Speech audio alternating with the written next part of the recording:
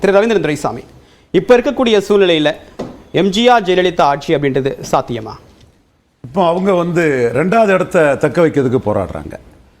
இடங்கிறது கலைஞரோட மிகப்பெரிய ஒரு அரசியல் வெற்றியை மு.க. ஸ்டாலின் பெற்றிருக்காரு.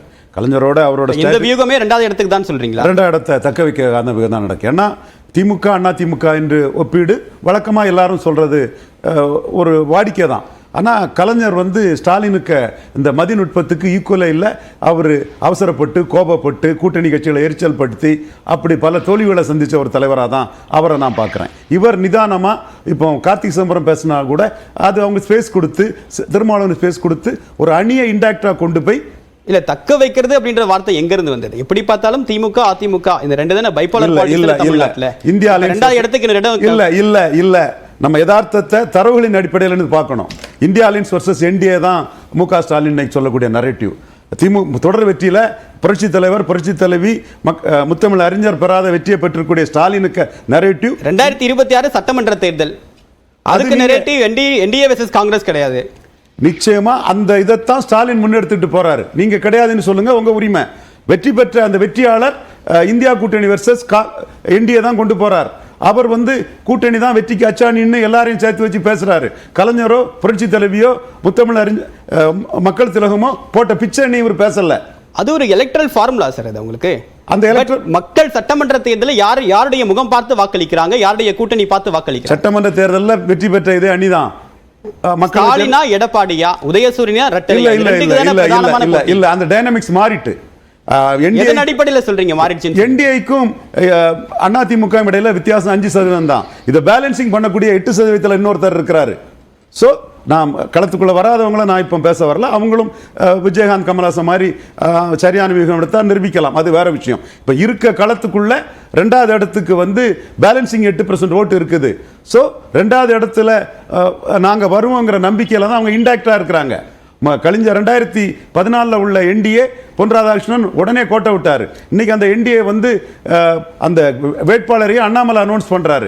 எடப்பாடி பழனிசாமி அங்க களத்துக்குள்ள வர முடியாம ஒதுங்குறாரு.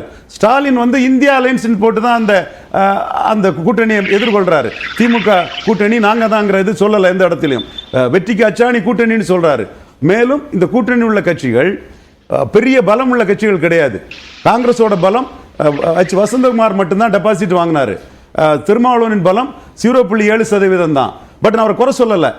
ஒரு வெற்றி வீரரா கேட்டலிஸ்டா இருக்கிறாரு. காங்கிரஸும் வெற்றி வீரர்களா கேட்டலிஸ்டா இருக்கிறாங்க. திமுகவே நான் தூக்கி பேச வேண்டிய அவசியம் எனக்கு இல்லை. அவங்களும் 25% வாக்கு தான் எடுத்தாங்க. ஒரு காம்பினேஷன்ல பொன்வில்சன் சொல்ற மாதிரி ஒரு கெமிஸ்ட்ரி அவங்க உருவாக்கி தொடர் வெற்றியில் இருக்கிறாங்க.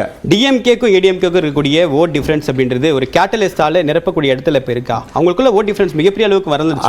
அதிமுக புரட்சி தலைவி ஜெயலலிதா அம்மையார் இருந்தா ஒரு இடஒதுக்கீடு மாற்றுதல் பண்றாங்கன்னா ஒரு ஜாதிக்கு மட்டும் 10.5 கொடுத்துருக்க மாட்டாங்க. பிசியில் முத்தரையர்களுக்கும் அவங்களுக்கு ஒரு 4-5% கொடுத்துருப்பாங்க.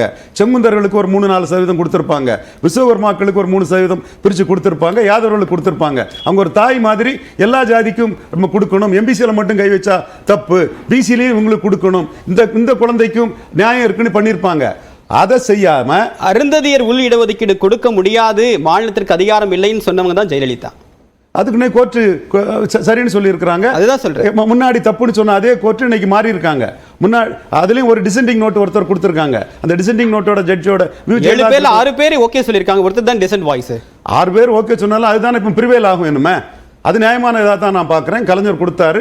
அது மிகப்பெரிய ஒரு சமூக நீதி இதாக தான் நான் பார்க்குறேன். கலைஞர் அந்த இடத்துக்குள்ள இன்னைக்கு நான் பாராட்ட கடமைப்பட்டிருக்கேன். அதில் அவர் நஷ்டம் அடைஞ்சார் அரசியல் ரீதியாக. பட் அவர் செய்த விஷயம் அருந்ததி மக்களுக்கு சரின்னு பார்க்குறேன். இந்த இதில் நீங்கள் யாருக்கு தேவையோ அதை நீங்கள் பார்த்துருக்கணும். ஒரு பிரிவில் மட்டும் நீங்கள் அதை பண்ணினீங்க.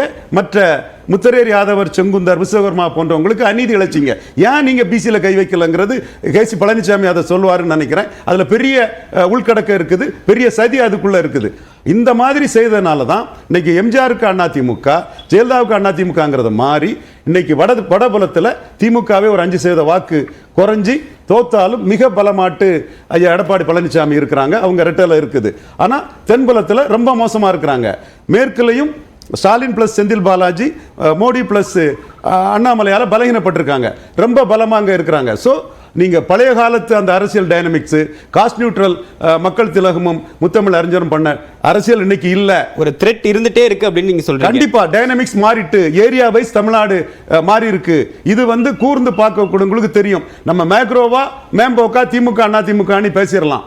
நிச்சயமா ஜெயலலிதா இருந்து அது வெற்றி தோல்வியை மாற்றி அமைக்கிற அளவுக்கு அந்த டைனமிக்ஸ் மாறி இருக்கான்றது ஒரு மிக முக்கியமான கேள்வி. இரண்டாவது இடம் யாருக்குன்னு நம்ம அடுத்து பேசலாம். அளவுக்கு அந்த டைனமிக்ஸ் அடுத்த இடத்துல பேசலாம். டேட்டா அத தான் சொல்லுது. சரி, ஓகே. டேட்டா அத தான் சொல்லுது. திரேந்திரகுமார், அதிமுகவுடைய மிகப்பெரிய நம்பிக்கை என்னன்னா திமுக கூட்டணி உடையும் சிதறும், எங்க பக்கம் வர தவிர நோ அதர் ஆப்ஷன் அப்படின்ற நம்பிக்கையோட சொல்றாங்க. அது கற்பனையா இல்ல கலை யதார்த்தமா தான்? இல்லை, ரொம்ப அடிப்படையாக ஒரு கட்சிக்கு ரொம்ப முக்கியமானது அந்த கட்சிக்குன்னு ஒரு கேரக்டர். இப்போ அதிமுக அப்படின்னா அதற்கு ஒரு கேரக்டர் வந்து எம்ஜிஆர் தோற்றுவித்த காலத்திலிருந்தே அதிமுகவுக்குன்னு ஒரு பார்ட்டி கேரக்டர் இருக்குது.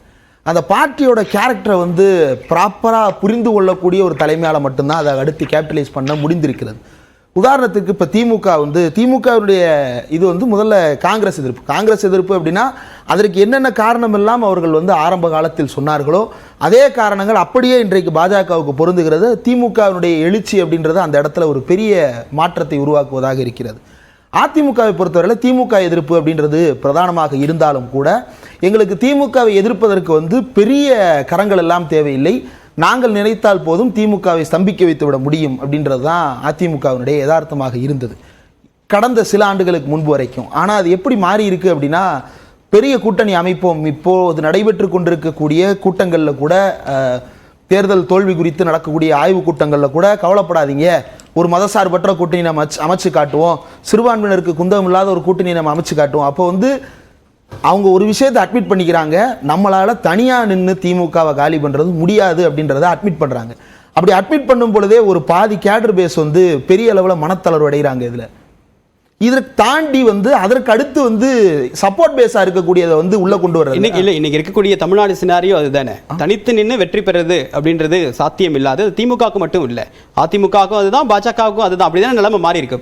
அதனால தான் கூட்டணிக்காக கடைசி பெரிய பெரிய கூட்டணிகளை வைத்து திமுக போட்டியிட்ட காலத்திலேயும் கூட நாங்கள் தனியாக நின்று சாதிக்க முடியும் அப்படின்றதான் அதிமுகவினுடைய எஸ்டாப்ளிஷ்மெண்ட். அதுதான் தொண்டர்களை வந்து பெரிய அளவுக்கு பூஸ்ட் பண்ணது. இன்னைக்கு அது உடைந்து போயிருக்கிறது. 2016 பழம் நழுவி பால்ல விழும் அப்படின்ற நம்பிக்கையோட காத்திருந்து அது தோல்வி திமுகவுக்கு. ஆனா கலைஞரால கூட மெயின்டைன் பண்ண முடியாத ஒரு பெரிய கூட்டணி பலத்தை வந்து ஸ்டாலின் வந்து 8 வருஷமா மெயின்டைன் பண்ணிட்டு இருக்கிறார் அப்படின்றது வந்து பெரிய ஆச்சரியம். இதுவரை தமிழ்நாட்டில் எந்த கூட்டணி வந்து 5 ஆண்டுகளுக்கு மேல அது நீடித்திருக்கிறதா அப்படின்னா வந்து பெரிய ஆச்சரியம். அந்த ஆச்சரியம் இங்கே சாத்தியப்பட்டிருக்கு. தமிழ்நாட்டில் மட்டும் இல்ல, அது தேசிய அளவில் சாத்தியப்பட தொடங்கி இருக்கு. இவங்க குறி வைக்கிறது, நீங்க சொல்றது பிரகாரம் பாத்தீங்க அப்படின்னா 3 தேர்தல் ரொம்ப சக்சஸ்ஃபுல்லா அந்த அலையன்ஸ் மெயின்டைன் பண்றாரு. அதனால தான் புழுக்கம் அதிகமாயிடுச்சு. கார்த்தி சிதம்பரத்துடைய கருத்தும் மற்ற ஒரு சிலருடைய போராட்டமும் அதை வெளிப்படுத்துறதா தான் அதிமுக கருதுது இல்லையா? இப்போ இது புழுக்கம் அப்படின்னு அவங்க கருதுறாங்க. அந்த புழுக்கத்தை நீங்க வந்து ஆர்கனைஸ் பண்ண போறீங்க அப்படின்னா, கேபிட்டலைஸ் பண்ண போறீங்க அப்படின்னா நீங்க ஏதாவது ப்ரூவ் பண்ணணும்ல. ஒன்று சாட்டிஸ்ஃபை பண்ணணும், இன்னொன்று ஜஸ்டிஃபை பண்ணணும். சாட்டிஸ்ஃபை பண்ணுறதுக்கு நம்பர் ஆஃப் சீட்ஸ் கொடுத்து சாட்டிஸ்ஃபை பண்ணிடலாம், அதில் பிரச்சனையே இல்லை. விசிகாவுக்கு வந்து 100 சீட்டு கூட கொடுத்து சாட்டிஸ்ஃபை பண்ணலாம், பணம் கொடுத்து செலவுக்கு பணம் கொடுத்து சாட்டிஸ்ஃபை பண்ணலாம். ஆனால் ஜஸ்டிஃபை பண்ணணுமே. விசிகா அப்படின்றது இன்னைக்கு இருக்கக்கூடிய பொசிஷன் அப்படின்றது வெறுமனே நீங்கள் கொடுக்குற சீட்டுக்காக நிற்கிறது அல்ல. திருமாவளவன் அவர்கள் நாடாளுமன்றத்தில் செலுத்துகிற தாக்கமாக இருக்கட்டும், முனைவர் ரவிக்குமார் செலுத்துகிற தாக்கமாக இருக்கட்டும், தமிழ்நாட்டு அளவில் அவங்களுக்கு இருக்கக்கூடிய இன்றைக்கு கிடைத்திருக்கிற முகம் என்பதாக இருக்கட்டும், தேசிய அளவில் அவருடைய உயரம் என்பதாக இருக்கட்டும், நீங்கள் வந்து சீட்டு கொடுக்கறதுனால வந்து உட்கார்ந்துற அளவுக்கு அது அவ்வளவு சிறிய இடமாக இல்லை. அது நீங்கள் நினைத்து பார்க்க முடியாத அளவுக்கு மிகப்பெரிய இடத்தை அடைந்திருக்கிறது. இன்றைக்கு தமிழ்நாட்டில் மிகப்பெரிய செல்வாக்குள்ள தலைவர் திருமாவளவனா எடப்பாடி பழனிசாமி அப்படின்னா அப்கோர்ஸ் திருமாவளவன் தான் அந்த இடத்துல உயர நிற்கிறார். இந்த இடம்